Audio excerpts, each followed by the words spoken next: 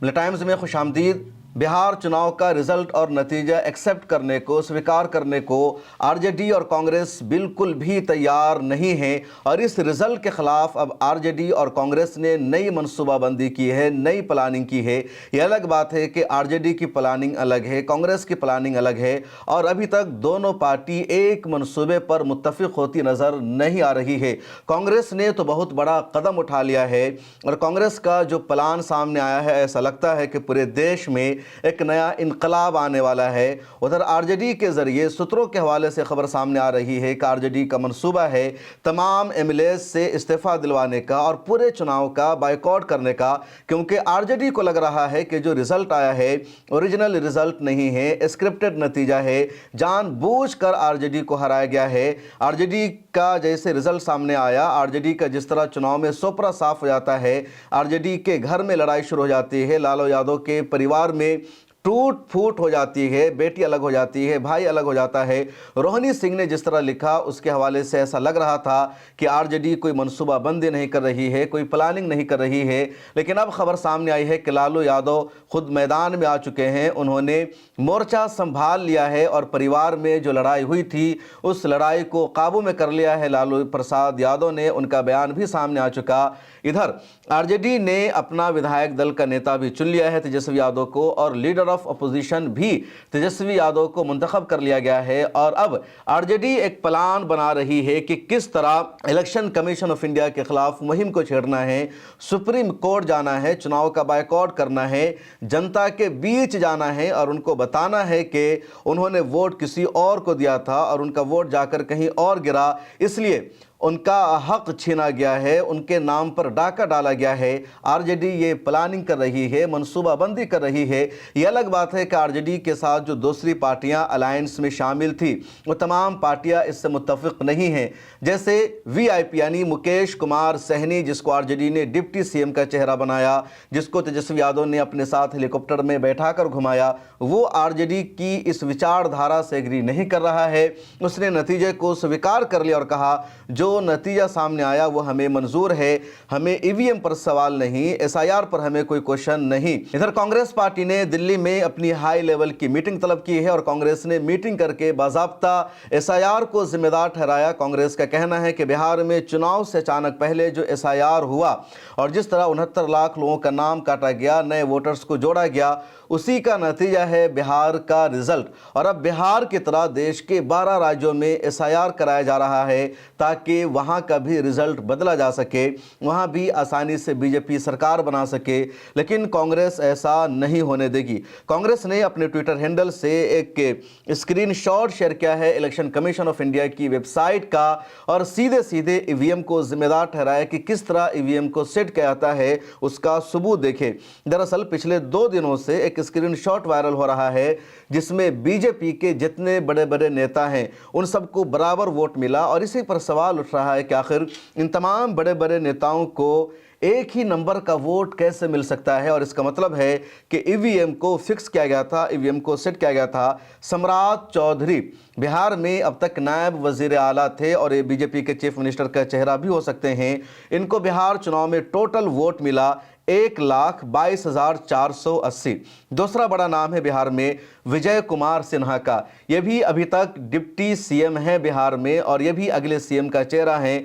इनको भी इतना ही वोट मिला 1,22,408। एक और बड़ा नाम है बीजेपी के लीडर का नीरज कुमार सिंह का, इनको भी बिहार चुनाव में वोट मिला 1,04,491। एक और नाम है वीरेंद्र कुमार, इनको भी बिहार चुनाव में वोट मिला 1,22,773। एक और नाम है कृष्णा कुमार का, इनको बिहार चुनाव में टोटल वोट मिला 1,22,494। तो जितने 5 बड़े बड़े नाम हैं इन सब का जो वोट है वो 1,22,000 कुछ है। किसी का 1,22,400, किसी का 1,22,491, लेकिन 1,22,000 ही सभी का फिगर्स है। और इसी पर सवाल है कि फिक्स नंबर कैसे सभी को मिल गया। इसका मतलब है ईवीएम को सेट किया गया था और इसको कांग्रेस ने अपने ट्विटर हैंडल से शेयर किया और कांग्रेस का दावा है कि ईवीएम की सेटिंग का नतीजा है। कांग्रेस ने एसआईआर पर भी सवाल उठाया। कांग्रेस ने अपने ट्विटर हैंडल से एक और स्क्रीनशॉट शेयर किया, उसके अलावा एक पोस्टर शेयर किया और उसमें लिखा कि बिहार चुनाव चोरी का बीजेपी फार्मूला। क्या फार्मूला बताया? नंबर 1, SIR से 69 लाख वोट काटे गए और 21 लाख वोटर जोड़े गए। दूसरा फार्मूला, आचार संहिता में भी 10-10 हज़ार रुपये बांटे गए। तीसरा फार्मूला, बीजेपी कार्यकर्ताओं से 2-2 बार मतदान कराया गया। चौथा फार्मूला, दूसरे राज्यों से ट्रेन में भरकर लोगों को मतदान करने के लिए भेजा गया। तो कांग्रेस ने और आरजेडी ने भी अब इस चुनाव के रिजल्ट को मानने से इनकार कर दिया है। इस पर सवाल उठाना लगातार शुरू कर रखा है कि जो रिजल्ट आया है ये स्क्रिप्टेड रिजल्ट है। कांग्रेस के नेशनल स्पोक पर्सन है पवन खेरा, उन्होंने कांग्रेस पार्टी की तरफ से जो मीटिंग हुई है उसके बाद मीडिया को ब्रीफिंग दी और बताया कि इलेक्शन कमीशन ऑफ इंडिया के खिलाफ दिसंबर के महीने में दिल्ली के रामलीला मैदान में एक बहुत बड़ा धरना दिया जाएगा, बहुत बड़ा प्रोग्राम किया जाएगा और इलेक्शन कमीशन ऑफ इंडिया को एक्सपोज किया जाएगा। अब सुनिए पवन खेरा को। आज SIR पे 12 राज्य जिनमें अब SIR एक्सरसाइज शुरू होने वाली है, उस पर एक बैठक हुई जिसमें हमारे कांग्रेस के अध्यक्ष मल्लिकार्जुन खड़गे जी और leader of opposition Shri Rahul Gandhi और तमाम उन राज्यों से संबंधित CWC members, PCC presidents, CLP leaders, general secretary incharges और सेक्रेटरीज इंचार्ज सब मौजूद थे। सबने अपनी बात रखी। जो दिक्कतें आ रही हैं चुनाव आयोग से, बिहार का उदाहरण आपके सामने है SIR का, वो सब बातें सबने आपस में साझा की। कांग्रेस पार्टी ने ये निर्णय लिया है कि पहले सप्ताह में दिसंबर के एक बहुत विशाल रैली रामलीला मैदान दिल्ली में होगी। इन तमाम राज्यों के लोग भी होंगे, उसमें नेता भी होंगे।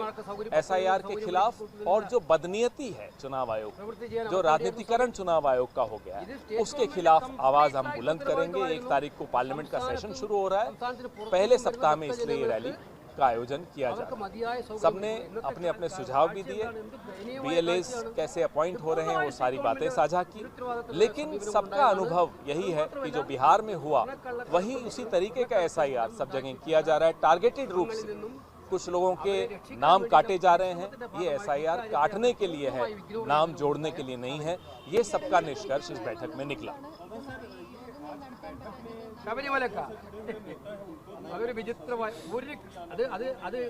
जो भी हमारे PCC प्रेसिडेंट्स हैं, CLP लीडर्स हैं, जो सीधे तौर पे इस SIR एक्सरसाइज से जुड़े हुए हैं, वो सब मौजूद हैं।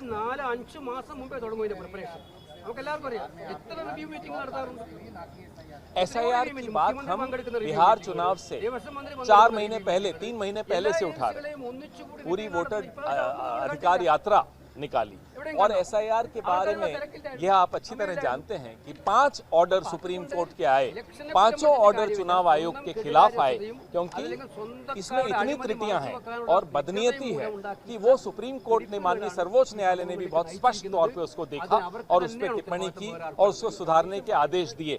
बड़े बेमन से चुनाव आयोग ने कुछ बातें उनकी मानी, माननीय सर्वोच्च न्यायालय की, वो आप सबके सामने है।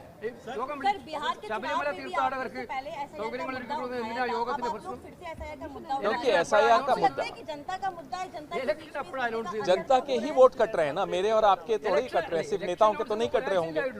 वोटर का अधिकार छीना जाए तो ये बात हम सबको उठानी पड़ेगी, हमारा कर्तव्य है।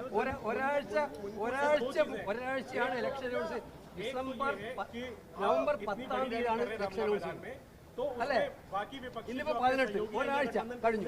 ये कांग्रेस का एक हस्ताक्षर अभियान था, 5 करोड़ हस्ताक्षर हुए हैं पूरे देश से। ये कांग्रेस का अपना पार्टी का अभियान है और ये पार्टी की रैली है।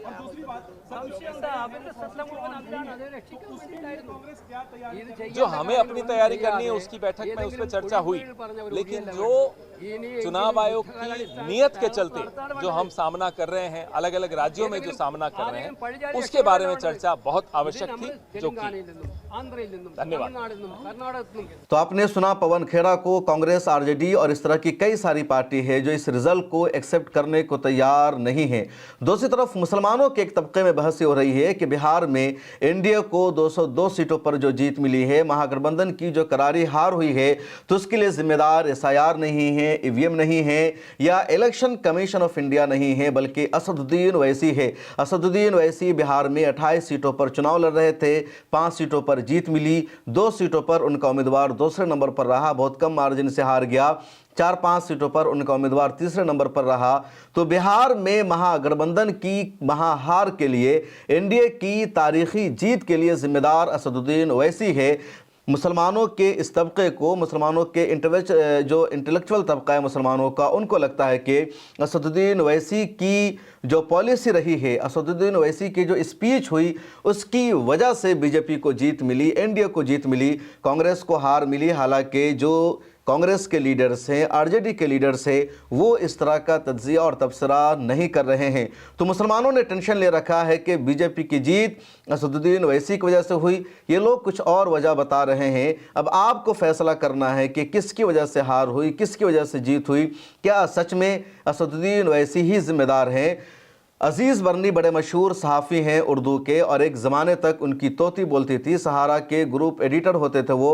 उन्होंने हिंदी में अपने फेसबुक पेज पर लिखा कि जिस तरह असदुद्दीन ओवैसी ने जाकर सीमांचल में तकरीर की, कब सीमांचल का बेटा सीएम बनेगा, अब उस्मान गनी का बेटा सीएम बनेगा, अली का बेटा सीएम बनेगा, फातिमा का बेटा सीएम बनेगा, उस बयान को बीजेपी के नेताओं ने आम लोगों तक इस तरह तोड़ मरोड़ कर पेश किया कि असदुद्दीन ओवैसी को शानदार जीत मिलने वाली है, और अगर असदुद्दीन ओवैसी को जीत मिल गई, कांग्रेस और आरजेडी को जीत मिल गई, तो ये तमाम लोग मिलकर सरकार बनाएंगे। फिर बिहार में शरीयत का कानून नाफिज किया जाएगा, बिहार में इस्लामी लॉ नाफिज कर दिया जाएगा, हिंदुओं को यहाँ से माइग्रेट करना पड़ेगा, हिंदुओं को अपने मजहब पर अमल करने की यहाँ आज़ादी नहीं मिलेगी, दोबारा मुगलिया राज शुरू हो जाएगा बिहार की सरजमीन पर। इसलिए आरजेडी को वोट नहीं करना है, कांग्रेस को वोट नहीं करना है, बीजेपी को वोट नहीं करना है। तो इस तरह के लोगों का ये कहना है कि असदुद्दीन ओवैसी की तकरीर का हवाला देकर बीजेपी ने अपने वोटर्स को अपनी तरफ मायल करने की कोशिश की। लेकिन एक बड़े तबके का मानना है कि ये सब असल मुद्दे से ध्यान भटकाने की कोशिश है। और जो इलेक्शन कमीशन ऑफ इंडिया पर जो सवाल उठ रहा है, एसआईआर के ज़रिए जो खेल किया गया, पिछली रिपोर्ट में मैंने आपको ये भी बताया था कि जब 6 अक्टूबर को एसआईआर की फाइनल लिस्ट जारी की गई, तो उस वक्त बिहार में टोटल वोटर्स की तादाद थी 7,42,00,000। और जब इलेक्शन के दिन, यानी जब दूसरे फेज का इलेक्शन हो गया 11 नवंबर को, और उस दिन जब बिहार के टोटल वोटर्स का नंबर शाये किया चुनाव आयोग ने, तो उस वक्त टोटल वोटर्स की तादाद थी 7,45,00,000।